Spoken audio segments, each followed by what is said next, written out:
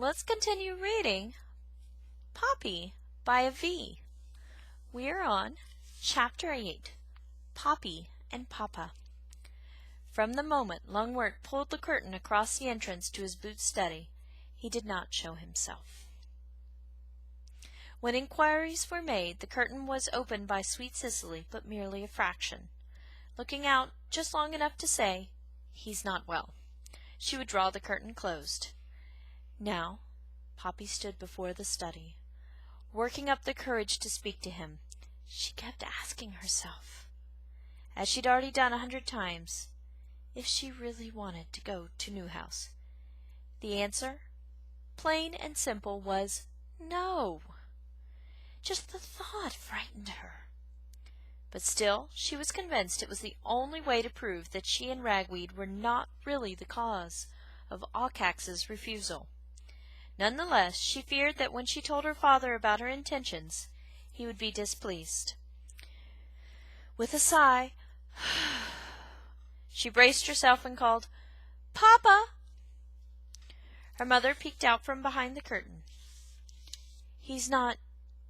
Oh, Poppy, it's you." "Mamma," Poppy said, "can I speak to Papa, please?"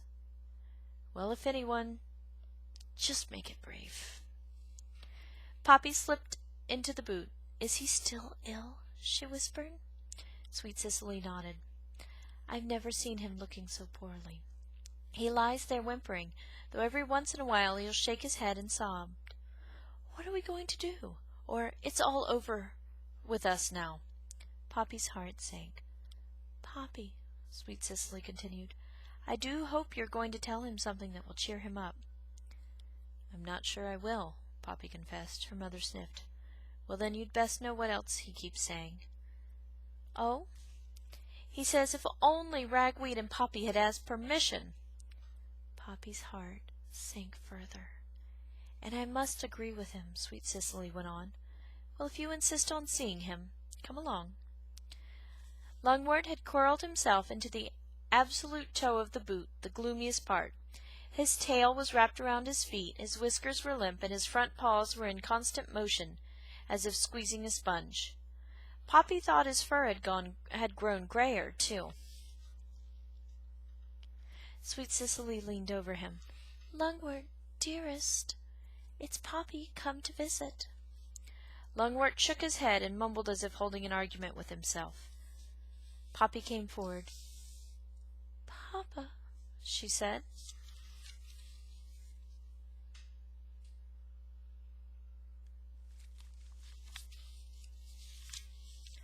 Lungwort looked up and stared fixedly at his daughter. "Doomed," he said mournfully. "Who is?" "The whole family. But if rules aren't followed," he began, but stopped to shake his head. "No, it's my fault." "What do you mean?" "If I had raised you properly, you would never have gone to Bangkok Hill without asking permission, and none of this would have happened. I accept full responsibility." His tail swished in dismay, and he started squeezing his paws again. Poppy appealed to Sweet Cicely with a look, but her mother was gazing piteously at Lungwort. "Papa," Poppy said, "I have an idea that there may be another reason why Mr. Aucax refused us." Lungwort sniffed. "You're too young to have ideas." Poppy didn't protest, but pressed on.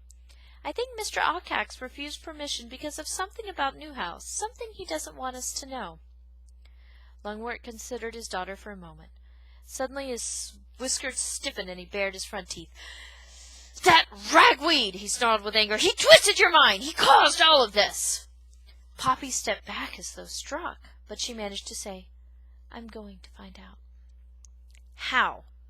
"I'll go to Newhouse." Lungwort turned limp again. "Why tell me?" he said with a shrug. "You don't care what I think. You'll go anyway."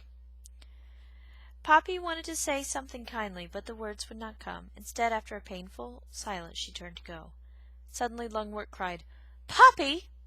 "Yes, Papa?" "Look out for porcupines." Poppy lay upon the floor of her log cabin syrup room and studied the map of the area.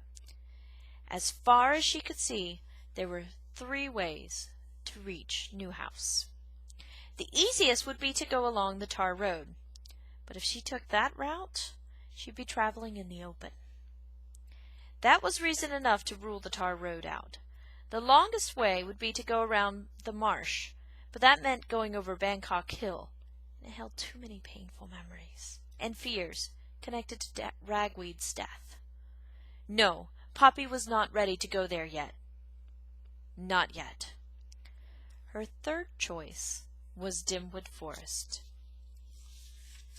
Few mice had ventured in and returned to tell of their experiences. Even so, the dark woods seemed to offer real advantages. She could travel midday, even in bright sun. Mr. Aucax and most other creatures would be asleep then. And when the need arose, the same light would enable her to find a hiding place. If the forest had anything, Poppy assumed it would have plenty of places to hide. She would go that way. Poppy told only Basil about her plans. If she succeeded in discovering the real reason for Mr. Aucax's refusal, there would be time enough to let everybody know. Oh. On the other hand, if she discovered nothing, who would know or care if she disappeared? She asked Basil to meet her at the back steps of the gray house when the sun was at its highest the next day. That morning she mingled with the family so none would suspect what she was up to. But with so many convinced that she was the cause of the crisis, the hostility made it too painful to wait. Some time before her appointment with Basil, she was pacing by the back steps, ready to go. "I'm leaving right away," Poppy announced as soon as her cousin appeared. "You forgot something," he said. "What?" "This." Basil held out Ragweed's earring. "For courage," he said.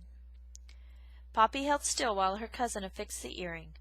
When she shook her head, it tickled her ear. "I need a nuzzle," she said, caught in a swell of emotion. As they nuzzled, Basil whispered, "I could go with you." Poppy broke away. "It has to be just me," she said, and leaped off the back steps. "Why?" "I'm the one who caused this mess," she called. "It has to be me who sorts it out." "Good luck!" Basil cried after her. Poppy, not wanting to look back because she thought it might make her lose heart, dashed away. And that was Chapter 8 of Poppy by a V.